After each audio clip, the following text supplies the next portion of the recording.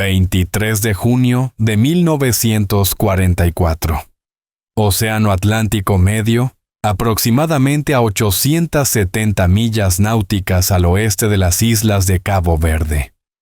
El comandante Uno Kameo se encontraba en la estrecha sala de control del submarino Minoru 52, un enorme submarino de carga japonés que transportaba 2 toneladas de oro, 120 toneladas de estaño y valiosos materiales de guerra destinados a la Francia ocupada por Alemania.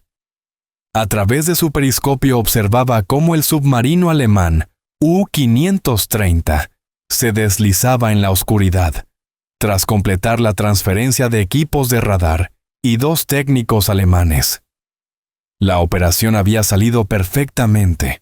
Pronto, el I-52 saldría a la superficie para navegar durante la noche hacia Europa, avanzando a 15 nudos bajo un cielo sin estrellas. Todo parecía bajo control. En menos de 3 horas, el comandante Kameo y sus 94 tripulantes estarían muertos, víctimas de una tecnología que ni siquiera sabían que existía. Los sonidos del casco del submarino partiéndose serían registrados por aviones estadounidenses que sobrevolaban la zona, escuchando a través de pequeños dispositivos flotando en la superficie del mar. Aquellas sonoboyas, lanzadas desde un avión torpedero Avenger, transmitirían los últimos momentos del I-52 a los operadores que se encontraban a kilómetros de distancia. No solo marcaban la destrucción de un submarino, sino también el colapso psicológico de la confianza naval japonesa. El océano, que alguna vez fue la autopista del imperio japonés, se había convertido en una red de vigilancia estadounidense donde ya nada podía esconderse. Entre 1941 y 1945, los submarinos norteamericanos hundieron 1.314 barcos japoneses, con un total de más de 5,3 millones de toneladas, lo que representó más de la mitad de todas las pérdidas mercantes japonesas. Los submarinos japoneses, por su parte, solo consiguieron hundir 184 barcos aliados, sumando alrededor de 1 millón de toneladas. La diferencia no era solo numérica.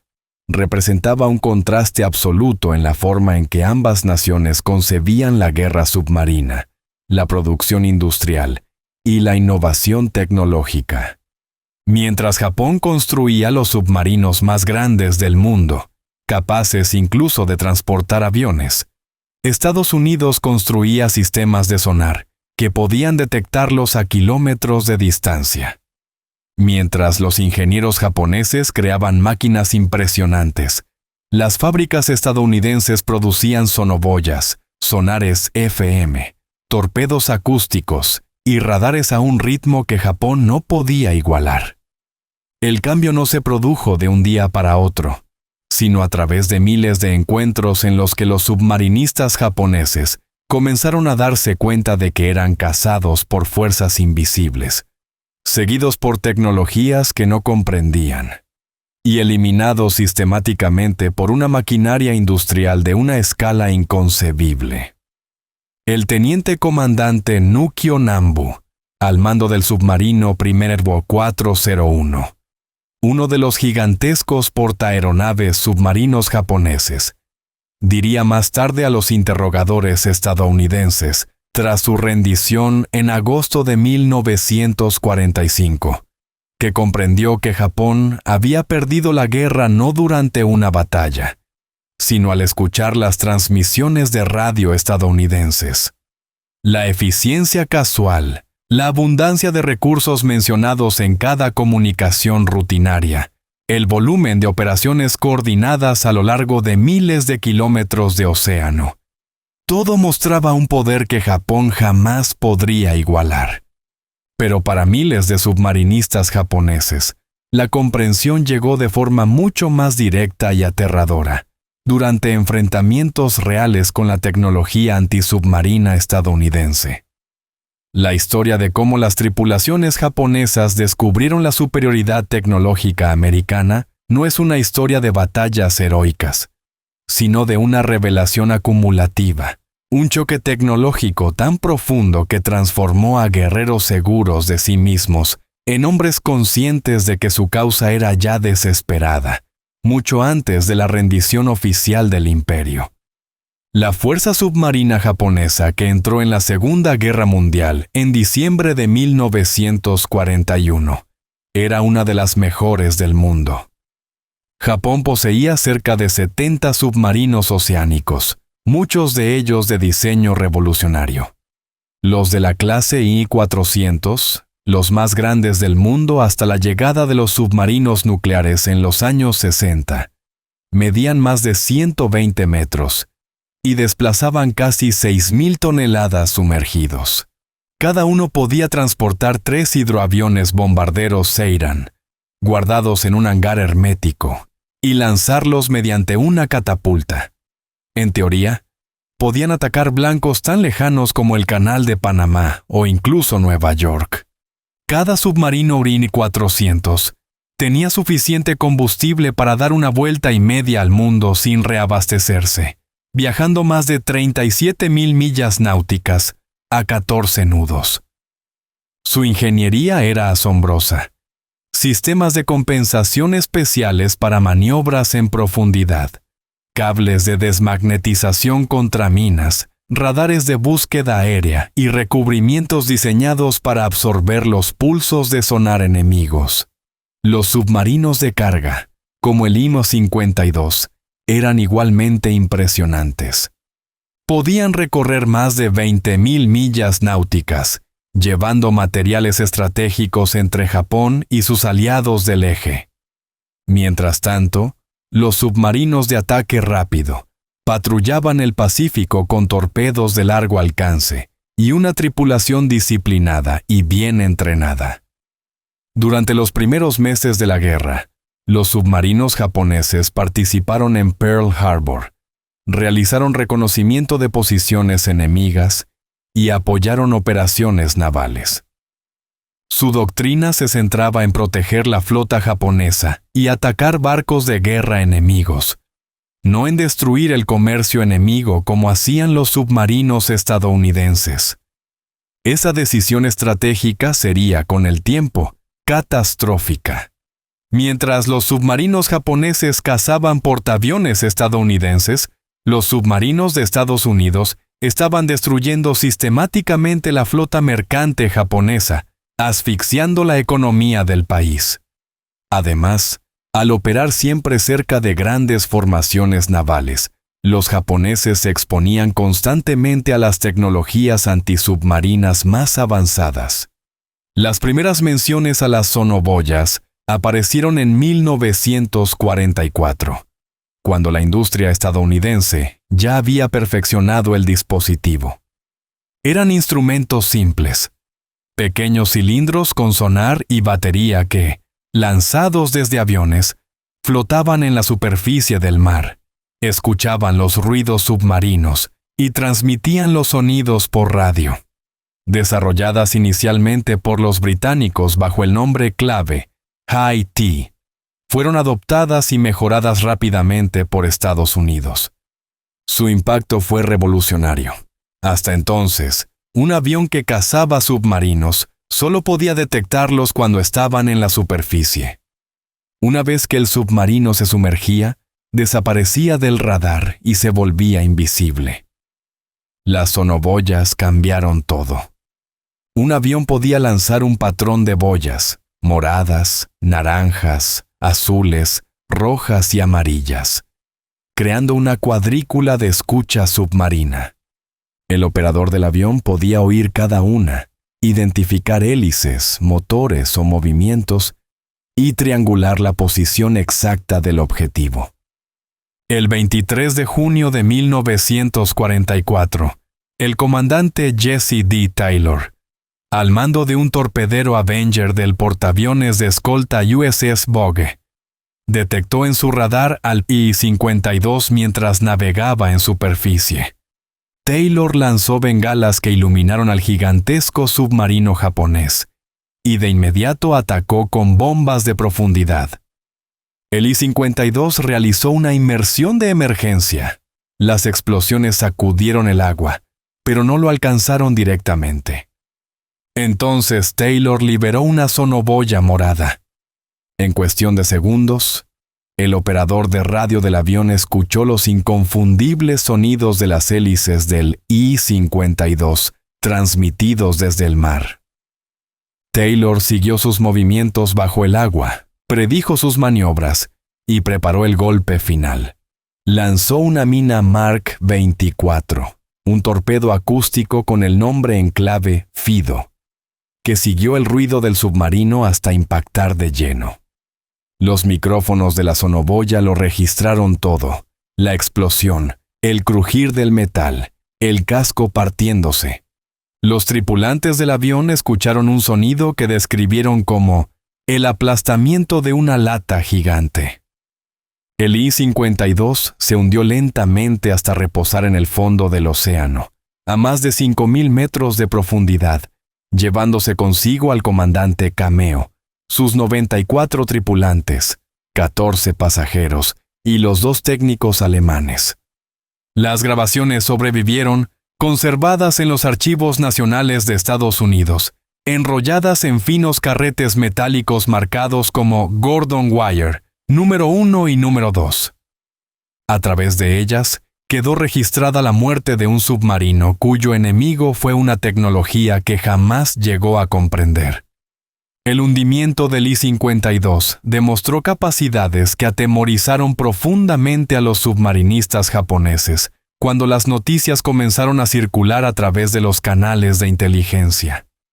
Por primera vez, comprendieron que los aviones enemigos podían rastrear submarinos bajo el agua. Las implicaciones eran aterradoras. Cada vez que un submarino japonés se sumergía para escapar, no estaba huyendo realmente. Simplemente desaparecía de la vista, mientras seguía siendo perfectamente visible para los oídos electrónicos estadounidenses. Los grupos de caza y destrucción, centrados en portaaviones de escolta como el USS Bogue, combinaban radar, sonoboyas y torpedos acústicos en un sistema integrado que transformó la guerra submarina en una ciencia exacta. Ya no era cuestión de suerte, sino de método. La flota del USS Bogue, por sí sola, hundió 13 submarinos alemanes y japoneses entre 1943 y 1945, utilizando estos métodos una y otra vez. Pronto, los informes japoneses comenzaron a describir situaciones incomprensibles. Aviones que aparecían justo encima de sus posiciones sumergidas, cargas de profundidad cayendo con precisión milimétrica, y torpedos que parecían seguirlos incluso durante maniobras evasivas. Era como si manos invisibles los estuvieran guiando hacia la muerte. Sus propias fuerzas no poseían nada parecido. No podían contrarrestar esa tecnología, ni siquiera la entendían. La pesadilla alcanzó su punto máximo con la Operación Barney, en junio de 1945. 9 submarinos estadounidenses equipados con el nuevo sonar FM penetraron el mar del Japón a través de los estrechos de Tsushima, un área que los japoneses consideraban totalmente inexpugnable. Para Japón, aquellas aguas eran un refugio sagrado, protegido por líneas de minas submarinas colocadas a lo largo de los años. Sus barcos mercantes navegaban allí con tranquilidad, convencidos de que ningún submarino enemigo podía entrar. Pero el sonar FM emitía un sonido característico, un eco metálico que los marineros norteamericanos llamaban las campanas del infierno. Con ese sistema, podían detectar minas individuales, dibujar sus posiciones en una pantalla y abrirse camino entre ellas con precisión quirúrgica. El 4 de junio de 1945, los submarinos Sea Dog, Creval y Spadefish fueron los primeros en atravesar el estrecho de Tsushima completamente sumergidos. Las campanas del infierno repicaban sin descanso mientras avanzaban entre minas separadas apenas por 50 metros. Tras 20 horas de navegación silenciosa, los 3 submarinos emergieron al mar del Japón sin un solo rasguño. Pocos días después, otros 6 submarinos los siguieron. En cuestión de una semana, 9 submarinos estadounidenses operaban libremente en aguas que Japón creía totalmente seguras. La cacería fue devastadora. Entre el 9 y el 24 de junio de 1945, hundieron 28 barcos japoneses, incluyendo un destructor y un submarino, con un total de más de 54,000 toneladas destruidas. Navegaban impunes, saliendo a la superficie por la noche para recargar baterías y sumergiéndose al amanecer para atacar convoyes que creían estar fuera de peligro. El impacto psicológico en el mando naval japonés fue tremendo. Los informes llegaban uno tras otro. Ataques dentro del mar del Japón, submarinos enemigos moviéndose con libertad, golpeando y desapareciendo sin dejar rastro. Los oficiales comprendieron lo inevitable. Si el enemigo podía entrar incluso en las aguas más protegidas, entonces ningún lugar era seguro. El océano, que durante siglos había sido el orgullo y la fortaleza de Japón, se había convertido en territorio enemigo. Los comandantes submarinos entendieron de inmediato las consecuencias. Cada patrulla ya no era una misión de combate, sino una lucha por sobrevivir. Y la brecha tecnológica se hacía cada vez más profunda. Los submarinos estadounidenses disponían de radares capaces de detectar contactos en superficie a más de 30 kilómetros. Japón no recibió radares funcionales hasta mediados de 1944, y en cantidades mínimas.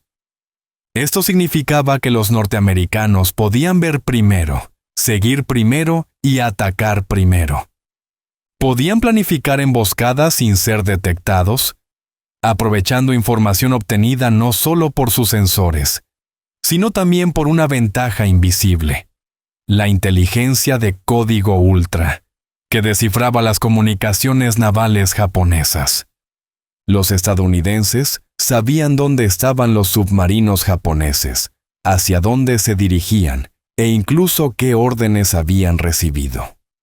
En ese océano, Japón navegaba ciego y vigilado al mismo tiempo. El comandante Noukio Nambu, del Pinero 401, describiría más tarde esa sensación con una sola frase: era como si siempre nos observaran. Incluso en el silencio del océano, sentíamos que alguien sabía dónde estábamos. No era paranoia, era la realidad. La brecha tecnológica no era solo cuestión de equipos, era el reflejo de una diferencia industrial abismal. Mientras Japón luchaba por mantener en servicio apenas 70 submarinos operativos durante toda la guerra, Estados Unidos construyó más de 300 entre 1941 y 1945. Sus astilleros trabajaban día y noche, lanzando nuevos submarinos cada pocas semanas.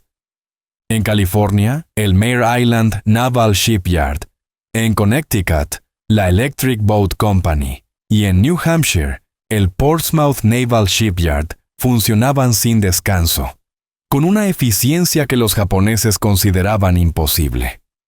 Los submarinos estadounidenses, como las clases Gato y Balao, eran más pequeños que los gigantes japoneses, pero estaban hechos de componentes estandarizados fabricados en decenas de fábricas a lo largo del país. Motores, baterías, torpedos, periscopios y sistemas de sonar fluían desde distintas plantas industriales, llegando a los astilleros en una cadena perfectamente sincronizada. Un solo submarino de clase Gato requería unas 140,000 piezas fabricadas por contratistas en 32 estados diferentes. Y sin embargo, Todo funcionaba con precisión casi mecánica. Las piezas de repuesto estaban siempre disponibles. Las reparaciones se hacían en cuestión de días. Los reemplazos llegaban antes de que las pérdidas se sintieran.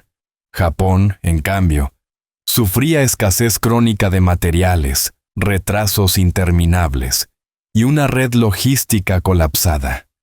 Un submarino dañado podía esperar meses para recibir reparaciones, mientras los estadounidenses ya tenían uno nuevo en servicio. Incluso los torpedos reflejaban esa desigualdad. Al comienzo de la guerra, los norteamericanos usaban el defectuoso Mark 14, plagado de fallos en la profundidad y el detonador. Durante 2 años enteros, muchos torpedos no explotaban, pero fueron los propios submarinistas quienes investigaron, probaron y corrigieron los errores, sin esperar órdenes. Para finales de 1943, el problema estaba resuelto, y poco después entró en servicio el Mark 18, un torpedo eléctrico silencioso, imposible de detectar. Y desde el aire, los aviones estadounidenses lanzaban el Mark 24 Fido, un torpedo acústico que se guiaba por el sonido de las hélices hasta impactar con precisión mortal. Japón nunca logró desarrollar armas equivalentes. Sus torpedos eran confiables, sí, pero carecían de innovación y lo peor, no podían producirse en cantidad suficiente. Los submarinos japoneses salían al mar con un número limitado de torpedos, obligados a disparar con extrema cautela, mientras los estadounidenses podían atacar sin preocuparse por la reposición. Con el paso del tiempo, la diferencia se volvió matemática. Cada patrulla japonesa era una lotería mortal. Cada encuentro, una demostración más de la impotencia tecnológica. En 1944, el año más devastador, los submarinos estadounidenses hundieron un barco japonés por día.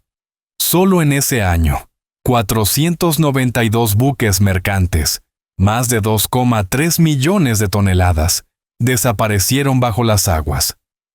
La flota mercante japonesa, de más de 6 millones de toneladas en 1941, se redujo a apenas 2 millones en 1945, y de esas, solo una fracción seguía en condiciones de navegar.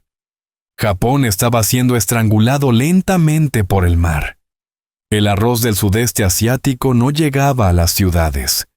El petróleo de las Indias Orientales no alcanzaba las refinerías. El caucho, el estaño y el tungsteno quedaban atrapados en territorios ocupados. Los submarinos estadounidenses habían convertido las rutas marítimas japonesas en tumbas flotantes. Para 1945, muchos capitanes norteamericanos se quejaban de que ya casi no quedaban objetivos dignos de un torpedo. Los propios ministros japoneses reconocerían después que la pérdida de la marina mercante fue la causa principal de la derrota.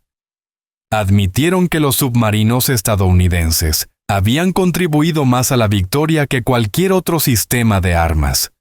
Para los oficiales japoneses que sobrevivieron y vieron de cerca las operaciones americanas tras la rendición, la revelación fue devastadora.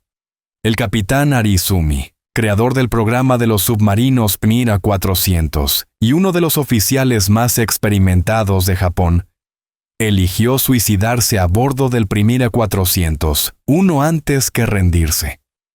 Sabía que el sueño de su flota había terminado. Japón había desafiado a un enemigo con una capacidad industrial y tecnológica que superaba cualquier cosa que su nación pudiera imaginar. Cuando los gigantescos submarinos Primi 400 y Pri 401 se entregaron en agosto de 1945, los marinos estadounidenses que subieron a bordo quedaron asombrados por su tamaño. Eran más largos que los destructores americanos, desplazaban más tonelaje que cualquier submarino de la época y estaban equipados con hangares, catapultas y sistemas avanzados. Y sin embargo, no habían logrado absolutamente nada. Nunca dispararon un torpedo en combate. Sus misiones, ataques planeados contra el Canal de Panamá o la base de Ulithi, fueron canceladas. Aquellas máquinas monumentales, orgullo de la ingeniería japonesa, se convirtieron en símbolos del esfuerzo inútil.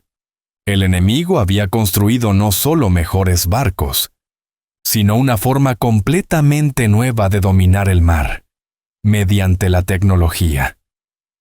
Cuando las fuerzas estadounidenses examinaron los submarinos japoneses capturados, descubrieron una mezcla de genialidad y vulnerabilidad. La ingeniería era impresionante, pero los defectos eran fatales. Los cascos no eran tan resistentes como los de los submarinos alemanes o estadounidenses, lo que limitaba su profundidad segura de inmersión. Eran fáciles de detectar por sonar, pues su gran tamaño generaba ecos acústicos que los operadores americanos podían identificar a kilómetros de distancia. La mayoría carecía de radar hasta las últimas etapas de la guerra, y ninguno tenía un sistema equivalente al sonar FM, que permitía a los estadounidenses navegar entre campos de minas. Sus defensas antiaéreas eran débiles frente a los cazadores que los buscaban desde el cielo.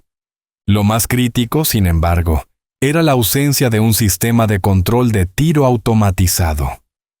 Mientras los submarinos norteamericanos calculaban trayectorias con computadoras mecánicas que corregían velocidad, rumbo y distancia en segundos, los japoneses dependían de cálculos manuales, lentos y propensos al error. La diferencia era devastadora. El enemigo no solo los veía primero, también disparaba con precisión milimétrica mientras ellos aún intentaban hacer las cuentas. El costo humano de esa inferioridad tecnológica fue inmenso. Japón perdió alrededor de 130 submarinos durante la guerra, casi el doble del porcentaje de pérdidas estadounidenses.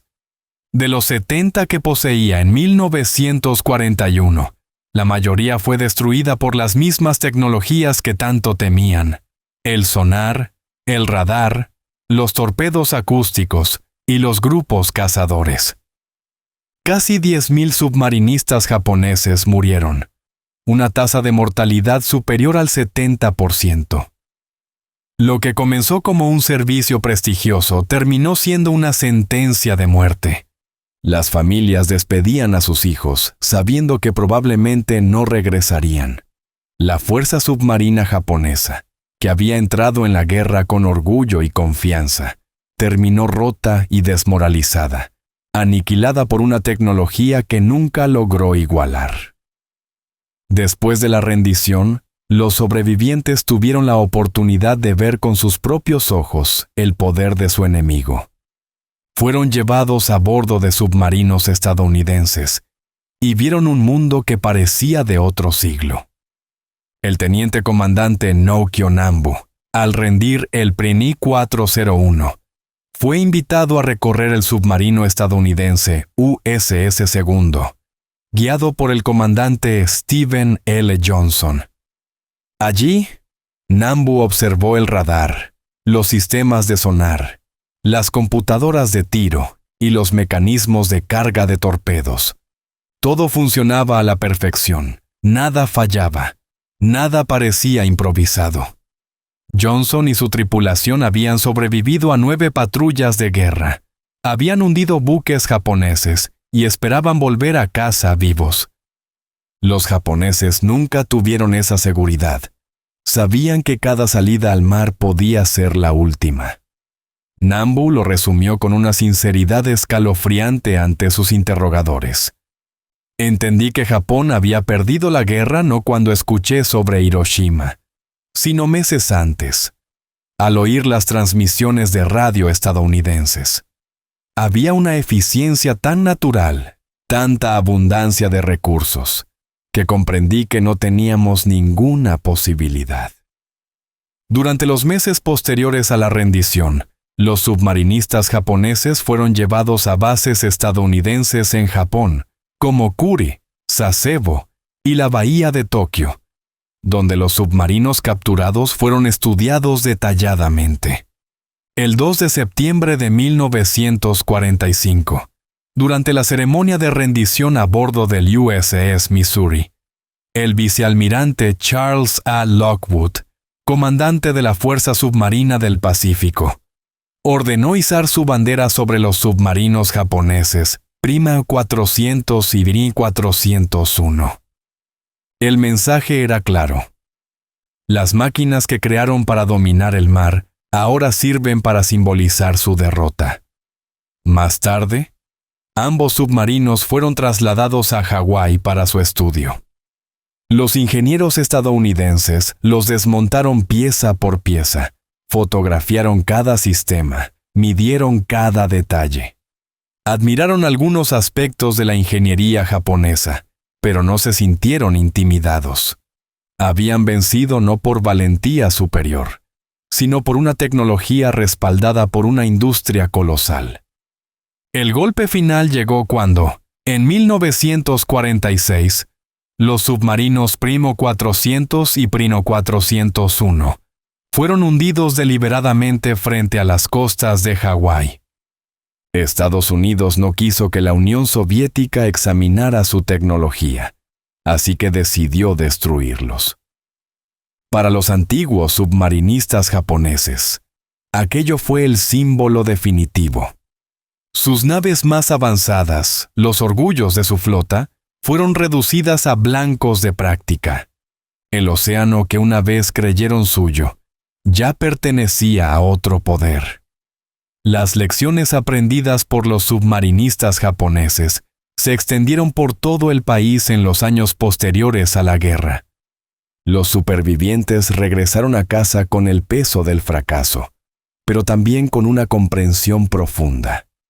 La guerra moderna no se gana solo con valor, sino con tecnología y producción. Muchos escribieron memorias, otros dieron conferencias a los jóvenes oficiales de la nueva Fuerza Marítima de Autodefensa de Japón.